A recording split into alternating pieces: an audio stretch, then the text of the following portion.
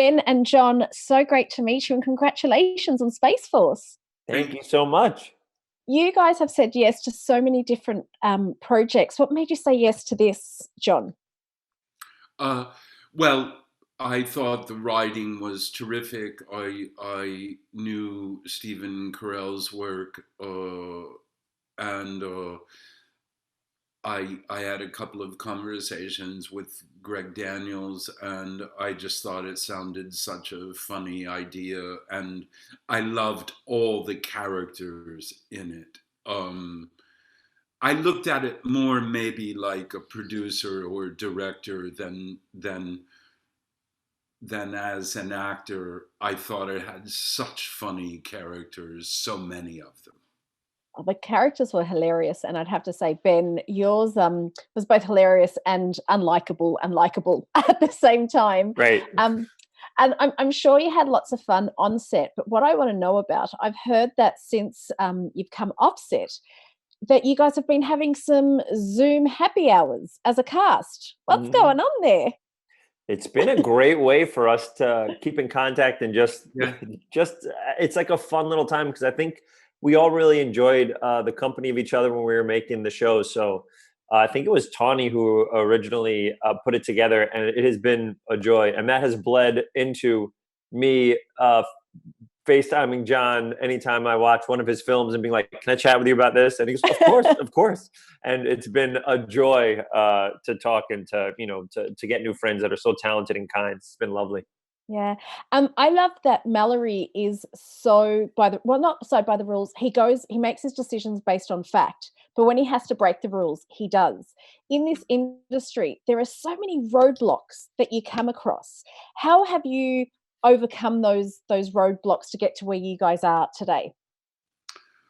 I don't feel like I had any. I lived such a charmed life and was born at such a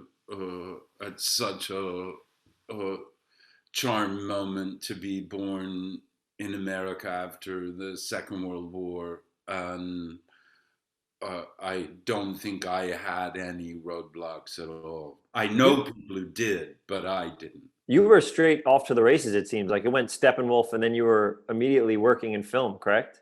Yeah, but even that, see, people might say, "Oh, Steppenwolf, that was really hard. We didn't get paid. We had to have real jobs." Like, by the way, the entire rest of the world.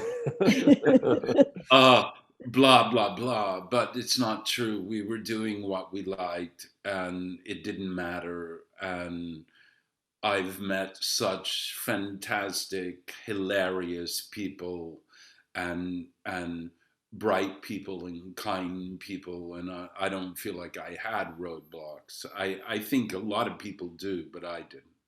Well, I'm going to start with you, Ben, and say how cool that you're both in a profession where you get to play make-believe. That's something that gets beaten out of us as we turn into adults. Absolutely. How cool has it been to play make-believe? It's the best. And even beyond that, because I do long-form improv and I have these improv specials on Netflix now, it's to create out of nothing. And also the Steppenwolf Theater, which John obviously can tell you everything about it, but from the little I know about it, it comes from that idea of creating and everybody wanting to create and what's happening in that moment. So the way that John talks about Steppenwolf is the way that I talk about the Upright Citizens Brigade in Chelsea, in that it was obviously Steppenwolf is in such high regard, but it's like the small little, the CBGBs of comedy is what they used to be called in New York, where it's like, try shit, try stuff, go do this, do that, like go into the audience, go outside, see what happens. And I think that stuff has been a joy. So creating make believe or being a part of make believe is such a beautiful expression of ourselves, and then to be able to really search and really travel within that make believe is the utmost creativity and so much fun. Yeah, and I think to speaking to what Ben's saying, I saw his improv in California show, and it's so beautiful to go up there. They just ask the audience a few questions. Somebody in the audience says,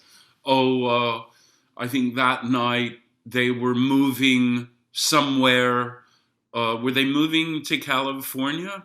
Maybe. Yeah, I think out of Seattle, or moving back to Seattle, having been in LA or something like that. And just with a few questions, they make a sort of 70-minute play, but from absolutely nothing. And the audience follows, and that act, which, as you rightly stated, as you rightly observed, the act of imagining, the act of growing up is the act of growing up is sort of insisted upon, and the act of imagining is sort of frowned upon in a certain way. When I saw Peter Pan, this according to my mother, I have no reason to believe her, bless her soul, but she said, when I saw Peter Pan, that would be the Mary Martin version, I think it was about 1956 or so, which was a live TV production of the J.M. Barrie play. She said, I hid behind the sofa for 2 days and wouldn't come out.